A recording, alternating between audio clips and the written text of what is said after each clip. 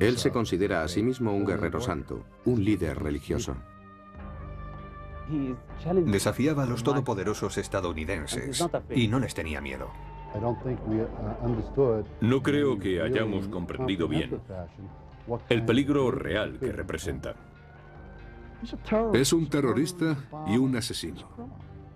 Un criminal. A continuación conoceremos la biografía de Osama Bin Laden.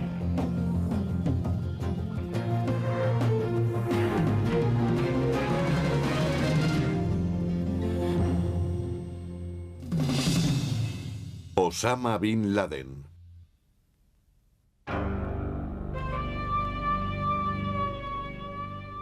Es el hombre más buscado del mundo. Osama Bin Laden ha estado huyendo durante años. Ha escapado de ataques con misiles y de persecuciones intensivas en las montañas de Afganistán. Ciertamente es un hombre que sabe cómo esconderse. Un hombre que intenta ocultarse de la vigilancia norteamericana por satélite. Sabe cómo mantenerse en la clandestinidad. E incluso ahora, él y su organización terrorista Al-Qaeda son capaces de infundir miedo y hacer que el gobierno del país más poderoso del mundo tome precauciones contra ellos. Credible reporting now indicates that Al-Qaeda is moving forward with its plans to carry out a large-scale attack in the United States in an effort to disrupt our democratic process. Para muchos es la imagen del demonio, pero otros lo consideran un héroe, un hombre que se enfrenta a una superpotencia mundial, alguien que ha preparado ataques contra los que él denomina infieles.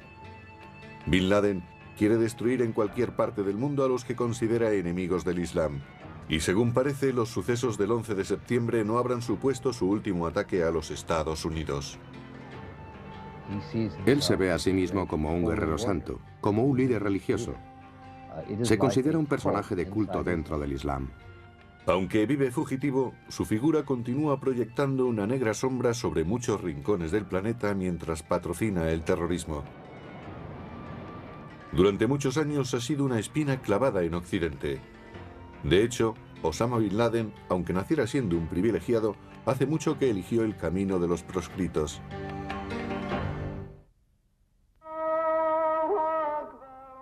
A principios del siglo XX, la familia de Bin Laden se estableció en el Yemen, en el extremo sur de la península arábiga. En la región de Hadramaut, donde vivía, se veneraba la Biblia y el Corán. Se la conocía como la Manhattan del desierto debido a su acumulación de altos edificios de mampostería. En los años 30, el padre de Osama, Mohammed Bin Laden, no era un hombre rico. Empezó trabajando como obrero de la construcción, pero el reino vecino de Arabia Saudita era una tierra de grandes oportunidades. Pronto llegarían allí millones de dólares procedentes del petróleo y la construcción experimentaría un gran auge. Mohammed Bin Laden estaba decidido a hacer fortuna allí. Cogió a su familia y se estableció en Arabia, aprovechando el boom de la construcción. Finalmente creó el grupo Bin Laden, una industria constructora con un capital valorado en 5.000 millones de dólares. Mohammed Bin Laden era un devoto suní, a la vez que un brillante hombre de negocios. Se ganó la confianza del rey Abdulaziz por su trabajo en los palacios reales sauditas. Por eso le premiaron con un contrato para restaurar la mezquita de la Meca. Millones de musulmanes han peregrinado a la Meca para adorar a Alá y visitar el lugar de nacimiento de Mahoma. El trabajo en la mezquita representó un gran honor para Bin Laden.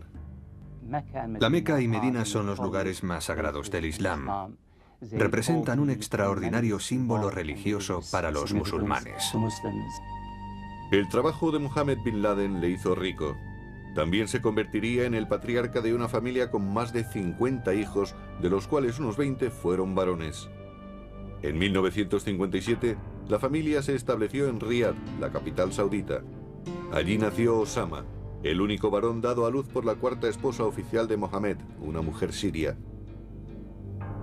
Al no ser sauditas sus padres, Osama estaba marginado en un país donde la ascendencia familiar revestía gran importancia. Sin embargo, su familia entró en contacto con la corte saudita y disfrutó de muchos de los privilegios de la realeza. Ellos formaban parte de la alta sociedad. Pertenecían a una clase social que podría compararse con la realeza. Al igual que muchos sauditas pudientes, los Bin Laden viajaron mucho. En el extranjero, la madre de Osama llevaba vestidos de Chanel en lugar de los trajes sauditas tradicionales. A pesar de ser hombre de mundo y de su éxito en los negocios, Mohammed Bin Laden no dejó de trabajar en los templos. Una vez dijo que se había sentido bendecido por habérsele concedido la restauración de la bóveda de la Roca de Jerusalén, el recinto más sagrado para los musulmanes fuera de Arabia Saudita. Pero en 1968, el cabeza de la familia Bin Laden murió, cuando su helicóptero se estrelló en el desierto saudita debido a una tormenta de arena.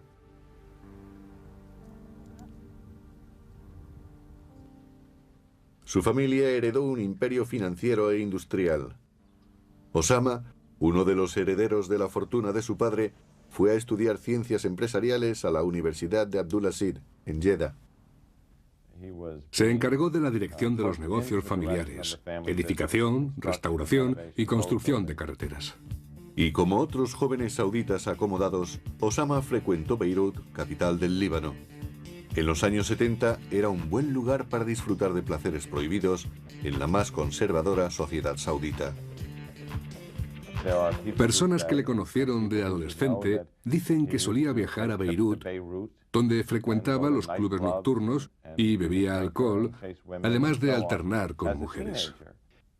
Pero en 1975 Osama estaba muy influido por los estudiantes islámicos de su universidad. Mientras cursaba estudios, se dedicó a trabajar en un proyecto que despertaría un nuevo fervor espiritual en él. Se le concedieron los trabajos de restauración de dos mezquitas muy importantes de Arabia Saudita. De acuerdo con algunos amigos, durante dichas restauraciones, mientras se ocupaba de los negocios familiares, abrazó con fuerza la fe islámica como nunca antes lo había hecho. Pero la religión sería también para Osama motivo de enardecimiento, como ocurriría en todo el país.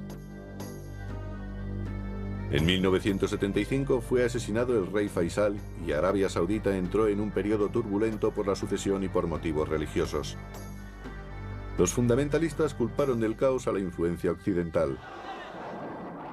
El 26 de diciembre de 1979 ocurrió un suceso que hizo estremecer los cimientos del mundo islámico. La Unión Soviética invadió Afganistán, un país musulmán dirigido por un gobierno procomunista. Hubo una llamada para una yihad. Todos los musulmanes debían ir en ayuda de los musulmanes de Afganistán, que habían sido invadidos por aquella potencia del mal. Los Estados Unidos participaron muy pronto en el conflicto afgano, enviando armas y agentes de la CIA. Quiso la suerte que en esta guerra lucharan Bin Laden y Norteamérica en el mismo bando contra los soviéticos. No sería la última vez que Osama combatiría por expulsar a un infiel de suelo musulmán.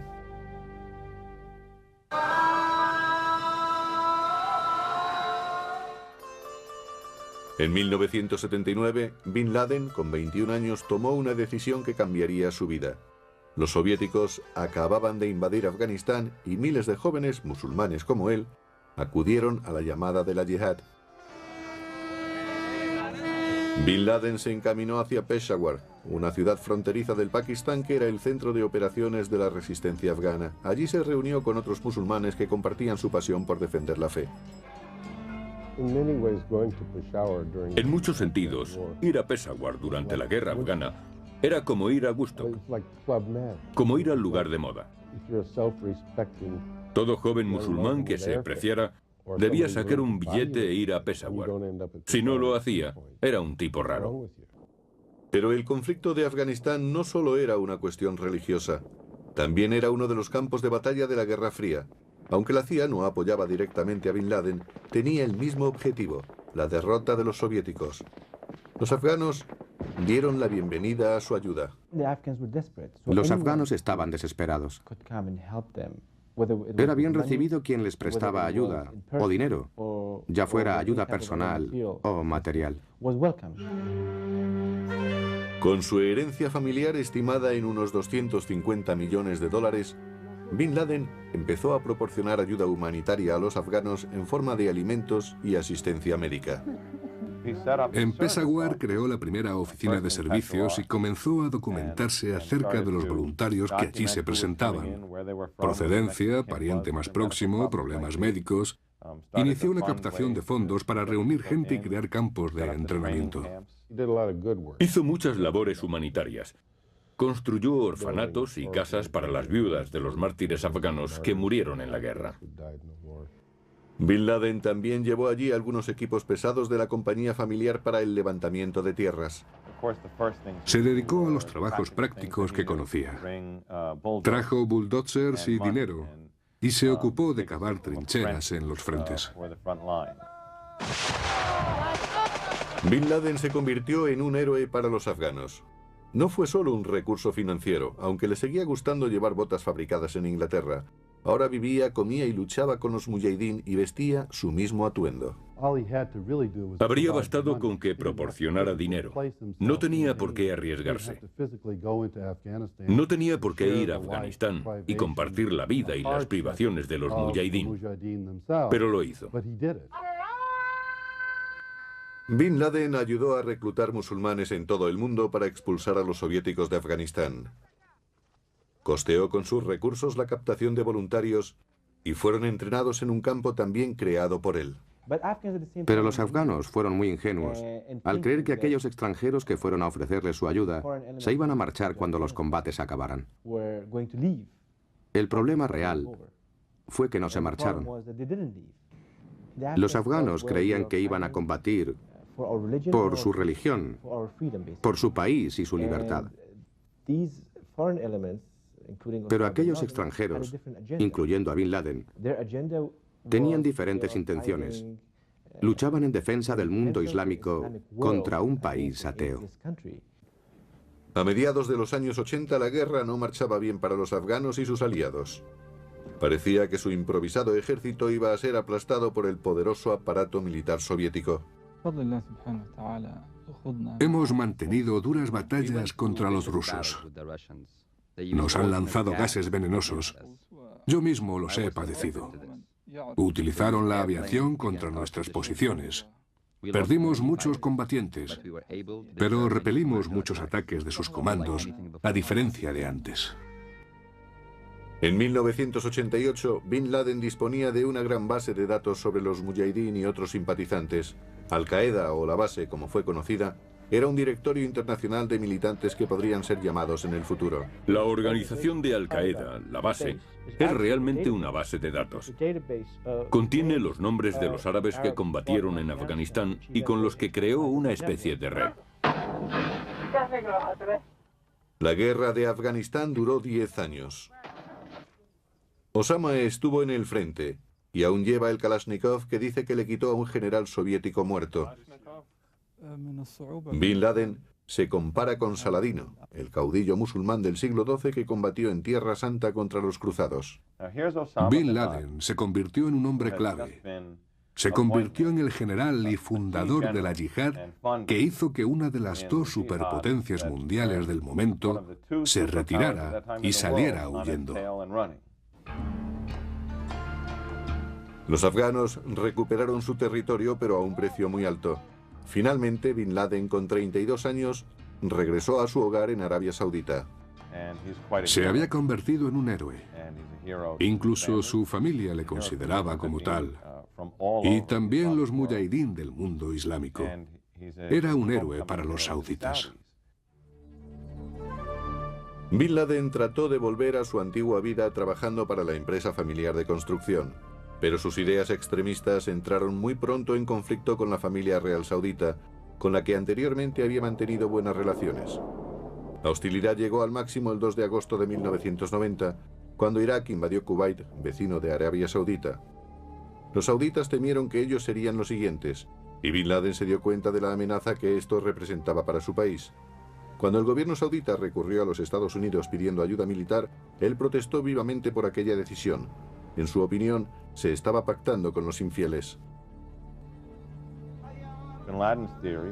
La teoría de Bin Laden es que toda la península arábiga en general, y Arabia Saudita en particular, es la más santa de todas las ligas en general, y Arabia Saudita en particular es la más santa de todas las tierras, y que los infieles no debían pisar su suelo, y menos aún para proteger los intereses norteamericanos que él consideraba perversos. Decía que Norteamérica estaba interesada solamente en salvaguardar sus intereses por el petróleo árabe. Advirtió que cuando llegaran los soldados norteamericanos ya no se marcharían jamás. Estaba preocupado porque los Estados Unidos usaran la península arábiga para proteger a Israel, el enemigo principal de gran parte del mundo árabe. Temía que una potencia no musulmana atacara un país musulmán como Irak.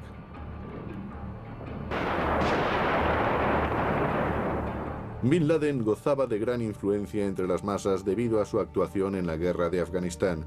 Por eso el gobierno saudita empezó a presionarle para acallar sus críticas. Empezaron a considerar que sus críticas al gobierno por sus acuerdos con Occidente eran una amenaza. Se le avisó de que su vida estaba en peligro y él se marchó. En abril de 1991, Bin Laden, entonces con 34 años, huyó a Afganistán y desde allí pasó a Sudán, donde unos militares islámicos se habían hecho con el poder.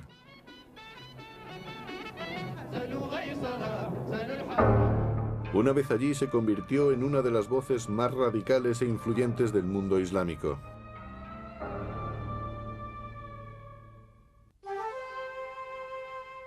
En 1991, con 34 años, fue considerado persona non grata en su propia nación, Arabia Saudita.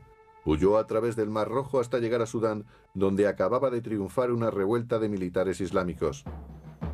Era uno de los muchos musulmanes refugiados que buscaban la seguridad en aquel país. El nuevo gobierno quería crear una tierra de acogida para musulmanes de todo el mundo que podrían ir allí sin ningún visado.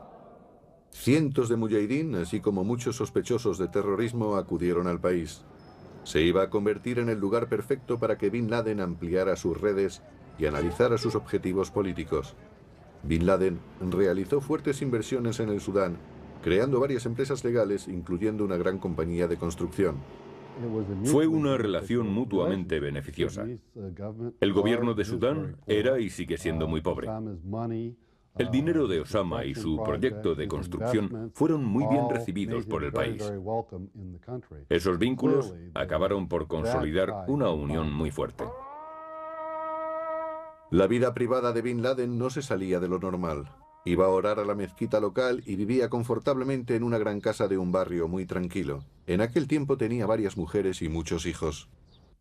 Era un buen musulmán, un buen árabe, un buen empresario.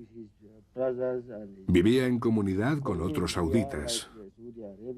Y no era un terrorista, ni nada parecido. Pero Bin Laden también se ocupaba de extender las actividades de Al-Qaeda y su red de militantes que querían proclamar la yihad global.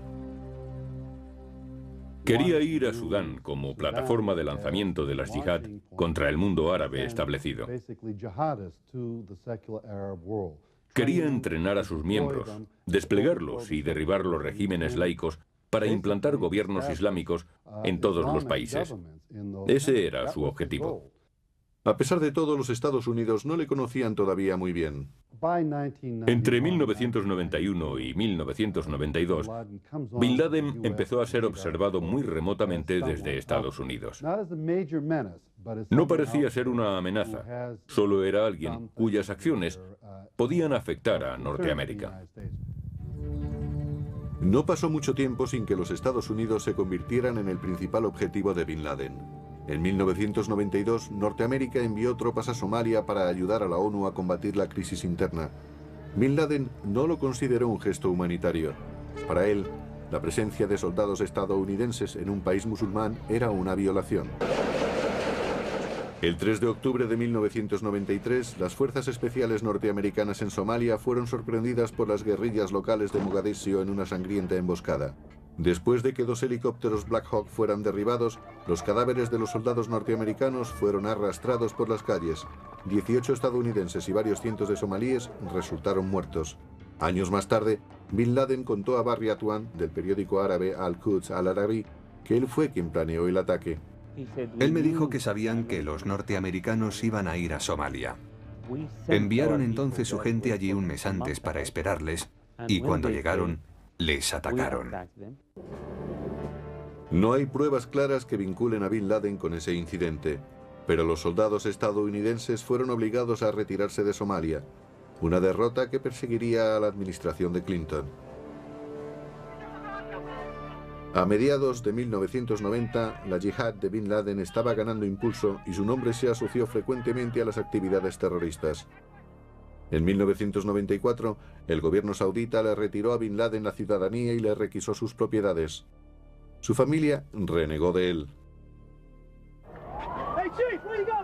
En febrero de 1993, hubo un ataque terrorista que dirigió la atención de los Estados Unidos hacia Bin Laden y su red. En el World Trade Center de Nueva York estalló una bomba. La explosión mató a 6 personas e hirió a más de 1000. Aunque no hubo pruebas inmediatas que ligaran a Bin Laden con la explosión, su nombre se asoció con el Ramzi Youssef, el cerebro del atentado. En febrero de 1995, Youssef fue capturado en Pakistán. Agentes de inteligencia de la época, incluyendo a investigadores del FBI, encontraron algunos vínculos entre Ramzi Youssef y Bin Laden.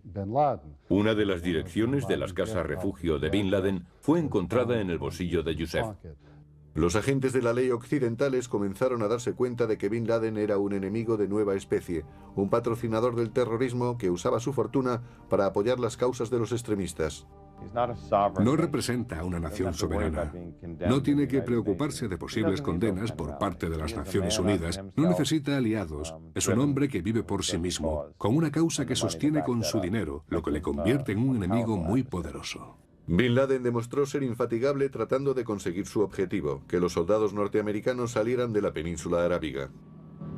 Desafiaba a los todopoderosos estadounidenses y no les tenía miedo. Mientras los gobiernos musulmanes trataban de conseguir las bendiciones norteamericanas, este hombre desafiaba la superpotencia americana.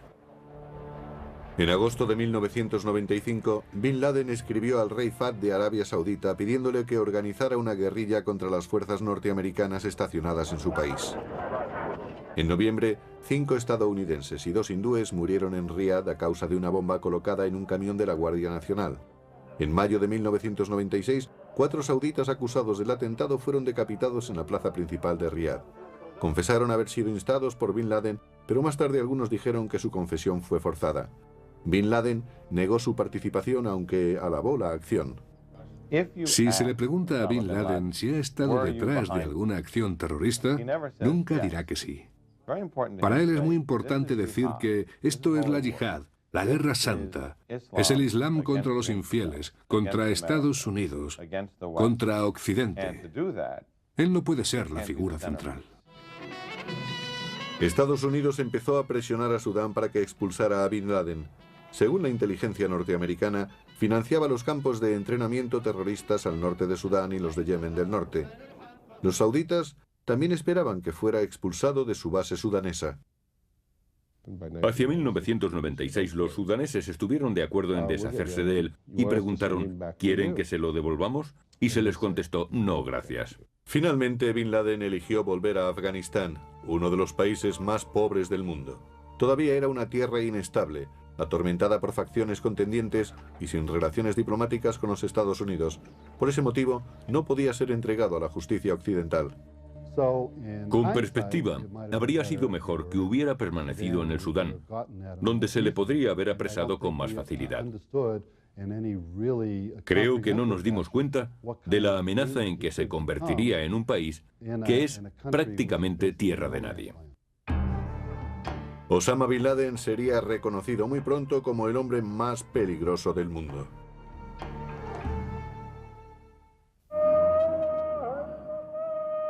En mayo de 1996, el gobierno de Sudán expulsó a Bin Laden bajo presión de los Estados Unidos y de Arabia Saudita.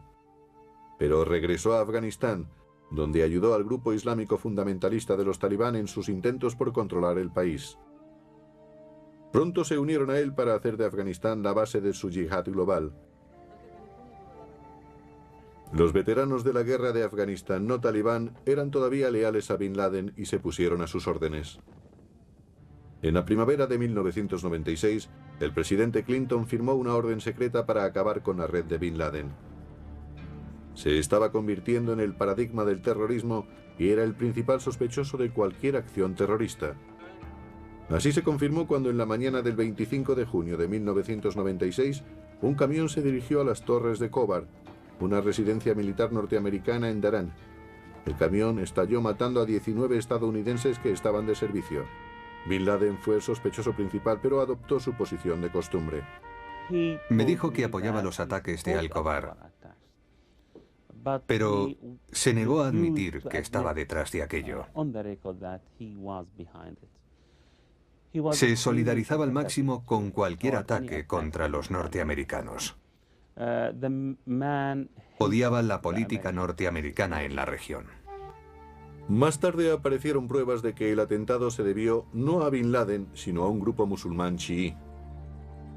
Pero la escalada de la violencia fue en aumento cuando en 1998 Bin Laden llamó a una yihad contra los judíos y contra aquellos a los que denominó cruzados.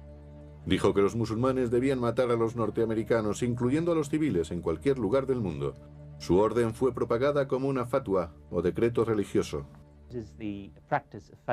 Utiliza las fatwas al servicio de su ideología política para legitimar sus objetivos y su lucha.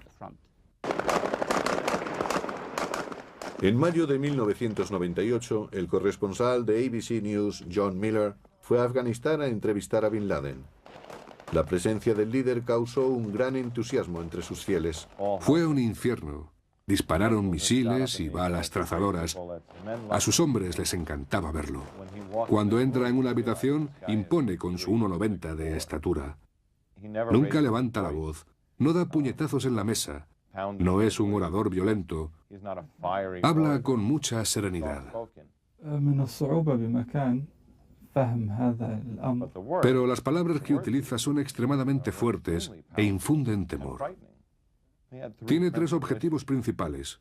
Uno es impedir la presencia norteamericana en Arabia Saudita. El otro es acabar con la ayuda estadounidense a Israel, debido al comportamiento de este país con los palestinos. Y en tercer lugar, en este momento, el cese inmediato de las hostilidades en Irak. Miller preguntó a Bin Laden acerca de la inquietante fatwa que tiene por objetivo a civiles norteamericanos. Bin Laden contestó atacando. En la historia de América no se hacen distinciones entre civiles y militares, ni siquiera entre niños y mujeres. América fue quien lanzó las bombas de Nagasaki e Hiroshima. La fatwa se aplica a todos aquellos que ayudan a matar a los hijos de los musulmanes. En junio de 1998, el Tribunal Supremo de Nueva York emitió una acusación contra Bin Laden con el cargo de conspiración para atacar objetivos para la defensa de los Estados Unidos. Más tarde fue acusado de ser uno de los mayores instigadores del terrorismo mundial. Ha pasado de ser el jefe de una pequeña banda de soldados fanáticos que luchaban contra los rusos en Afganistán a ser el líder de un entramado terrorista, como si fuera una fundación para terroristas.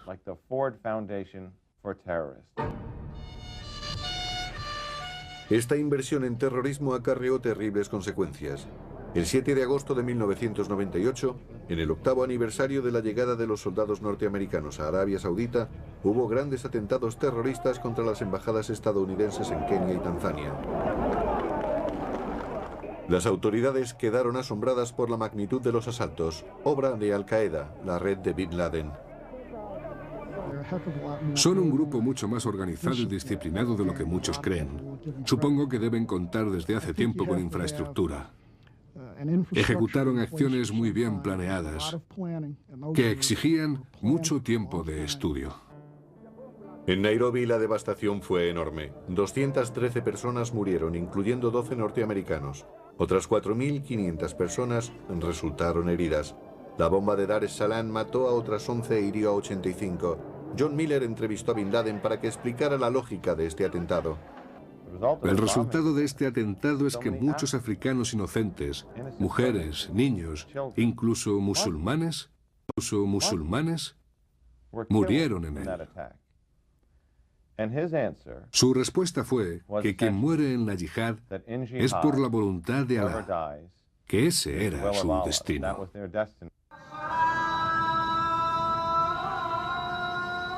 Pero muchos que profesan la fe musulmana no están de acuerdo con Bin Laden. Muchos musulmanes con los que he hablado se sienten indignados por lo ocurrido en África. Los musulmanes y las prácticas musulmanas islámicas no aprueban las muertes indiscriminadas de civiles, independientemente de su condición.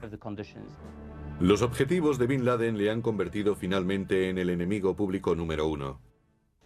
En agosto de 1998, después de los devastadores atentados contra las embajadas en África, nuevas pruebas parecieron demostrar que Bin Laden quería adquirir armas químicas y biológicas, pero esta vez la Casa Blanca entraría en acción.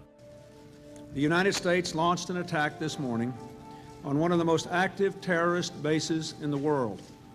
It is located in Afghanistan and operated by groups affiliated with Osama bin Laden. Los Estados Unidos lanzaron misiles de crucero valorados en millones de dólares contra los campamentos de entrenamiento de Bin Laden en Afganistán, pero el ataque tuvo poca efectividad. Bin Laden y algunos de sus hombres habían abandonado las bases. Después de los ataques contra Afganistán y Sudán, la gente se dio cuenta que Bin Laden era un héroe capaz de volver locos a los norteamericanos. Si podía atacarles, tenía que ser un héroe. Frustrado, el gobierno estadounidense fracasó también al tratar de cortar de raíz los suministros financieros de Bin Laden. Tan pronto como identificamos un suministro financiero, surge otro nuevo. La fortuna y el apoyo de personas ricas del Golfo que piensan como él es lo que le mantiene a flote. En noviembre de 1998, los Estados Unidos declararon cargos contra Bin Laden y otros terroristas por sospechar que habían cometido atentados contra las embajadas norteamericanas en África y ataques contra ciudadanos norteamericanos en el extranjero. Se ofreció una recompensa de $5 millones por cualquier información que pudiera conducir a la detención de Bin Laden. Uno de los hombres más buscados del mundo permanecía escondido en Afganistán, protegido por un régimen musulmán extremista, el Talibán. Su estilo de vida austero y primitivo le acercaban aún a sus seguidores. Creo que lo hace por inspiración. He dejado atrás mi vida de riquezas y utilizo mi dinero para sacar adelante esta yihad nuestra. Puede que Bin Laden sea un hombre en fuga, pero es también una figura pública. El haber sobrevivido al bombardeo estadounidense de 1998 le ha convertido en un símbolo para parte del mundo musulmán. Casi nadie había oído hablar de Bin Laden en Afganistán ni en el mundo musulmán. Ahora todos han oído hablar de él. Se ha convertido en un símbolo. Por ejemplo, en la zona fronteriza entre Pakistán y Afganistán, Osama es la persona más famosa entre los niños. Continuó desafiando a los Estados Unidos y les envió un mensaje atemorizador después del fallido ataque con misiles. Dijo, quiero enviarle un mensaje al presidente Clinton. La guerra aún no ha empezado. Contestaremos las incursiones con hechos, con acción, no con palabras. Ese fue el caso del 12 de octubre de 2000 en Yemen. En un ataque suicida, una pequeña embarcación cargada de explosivos abrió un gran agujero en el costado de un barco norteamericano, el USS Cole. 17 marinos murieron. Se sospechó inmediatamente de Bin Laden y se comunicó más tarde que los suicidas se habían entrenado en sus campos de Afganistán. No siempre se dispone de las pruebas que satisfarían a un jurado para demostrar que Osama apretó el botón. Lo que se consigue en estos incidentes es confirmar que Bin Laden o su gente están directamente involucrados. Pero es más frecuente encontrar su pista, la de su dinero, la del entrenamiento de Bin Laden o la de su influencia. En mayo de 2001, 4 hombres fueron condenados en Nueva York por su participación en acciones terroristas contra las embajadas. Pero Bin Laden, el sospechoso de haberlas dirigido, estaba muy lejos del alcance de las autoridades. A pesar de las sanciones internacionales, siguió siendo protegido por los talibán. Con la protección de su red, Al-Qaeda planeó una acción más terrorífica todavía. 11 de septiembre de 2001. 4 aviones comerciales son secuestrados para ser utilizados en ataques suicidas. Más de 3.000 personas murieron en ataques a Nueva York, Washington y Pensilvania. El mundo quedó sorprendido ante la magnitud de la destrucción y la gran pérdida de vidas. De nuevo, un nombre surge en la mente. The focus right now is on Osama bin Laden, no question about it. He's the prime suspect. Se inició entonces la mayor investigación de la historia. Se demostró que algunos de los 19 secuestradores estaban vinculados a la organización de Bin Laden. En octubre, los Estados Unidos devolvieron el golpe declarando la guerra al terrorismo y lanzando bombardeos contra Afganistán. Los Estados Unidos se dispusieron a derrotar a los talibán, destruir Al Qaeda y capturar a Bin Laden vivo o muerto. Al cabo de varias semanas, los talibán perdieron el poder y murieron altos cargos de Al Qaeda, incluyendo al segundo de Bin Laden, Mohammed Atef. El gobierno estadounidense ofreció una recompensa de $25 millones por la cabeza de Osama, pero a pesar de los devastadores bombardeos y de una persecución intensiva, siguió en libertad. Se encuentra en una región virtualmente sin ley, más allá del alcance de los gobiernos. Tiene mucho dinero y cuenta con seguidores leales. Bin Laden ha entregado cintas de vídeo a la prensa para animar a sus seguidores y provocar a sus perseguidores. En diciembre de 2001, los Estados Unidos hicieron público un vídeo que pretendía poner de manifiesto la crueldad de Bin Laden. En él se demuestra que ayudó a planear el golpe contra las Torres Gemelas. Pero, aunque algunos en el mundo árabe dudaron de la autenticidad de esta cinta, el vídeo que se hizo público en abril de 2002 proporcionó una prueba irrefutable. Los 19 hermanos que sacrificaron sus vidas en nombre de Dios fueron recompensados con esta victoria. Contamos con esta cinta, que no ha sido preparada por el Pentágono. Es la primera prueba clara, manifestada verbalmente, de que la gente de Bin Laden y de Al Qaeda es responsable de los hechos del 11 de septiembre. Puede que esto no sea muy importante para los norteamericanos, pero lo es y mucho para los árabes y para los musulmanes. A continuación, durante un largo tiempo no se oyó nada de Bin Laden. Durante casi un año su pista estuvo perdida. Algunos dijeron que se escondía en el Pakistán oriental, otros especularon con su posible muerte. En aquellos días, todos trataban de analizar qué significaba aquel silencio. ¿Habría muerto? ¿Estaría escondido jugando con nosotros? O quizá es que está herido y se recupera de sus lesiones.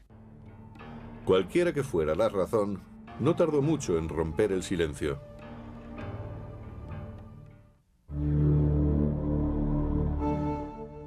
En otoño de 2002 no se había oído nada de Bin Laden durante casi un año.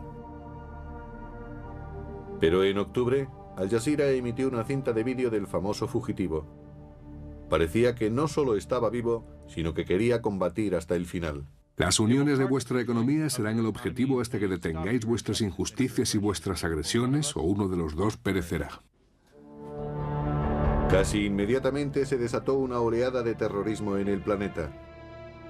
La acción más devastadora ocurrió 6 días después, cuando más de 200 personas, la mayoría australianos, murieron en Bali a causa de la explosión de un coche bomba. En el mes de noviembre, Bin Laden envió otra cinta de audio. En ella, alababa los ataques y dejaba claro que los aliados de Estados Unidos formaban parte también de sus objetivos. Ya habíamos prevenido a Australia contra su intervención en Afganistán, pero ignoró los avisos hasta que despertó al sonido de las bombas de Bali.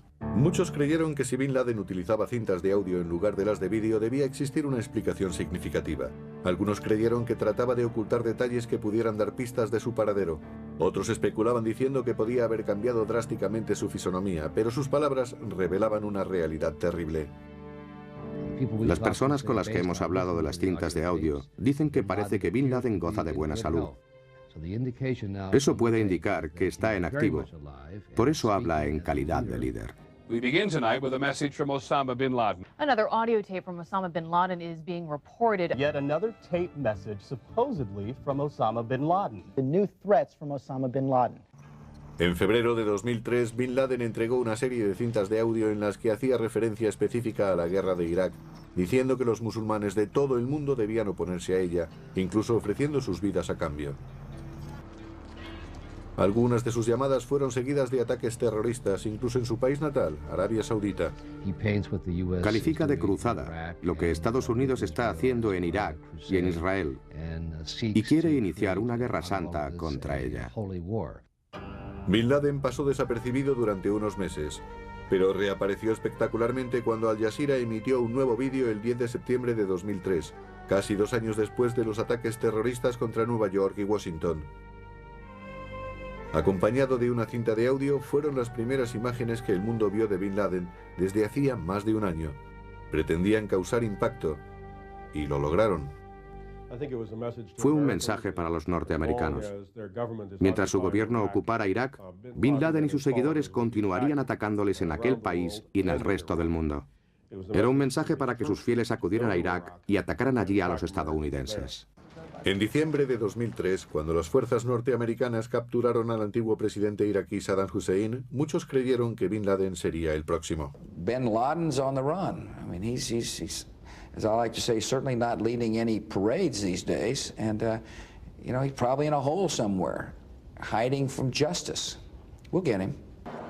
Ese mismo mes de marzo, mientras los Estados Unidos se esforzaban para encontrar a Bin Laden, los terroristas realizaron un ataque devastador.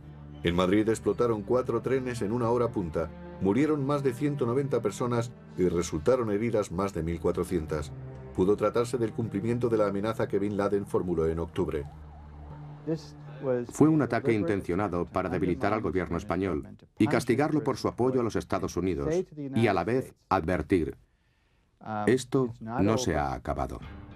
Desde entonces, Bin Laden ha subido la apuesta, ofreciendo treguas a los países que renuncien a la violencia contra las naciones islámicas y prometiendo recompensas por miembros de la ONU y de los Estados Unidos.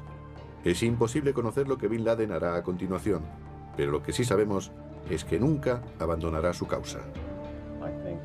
Él está convencido que obra en nombre de Alá y quiere morir por él. Así se convertirá en mártir. Y si eso le cuesta la vida, será por voluntad de Dios.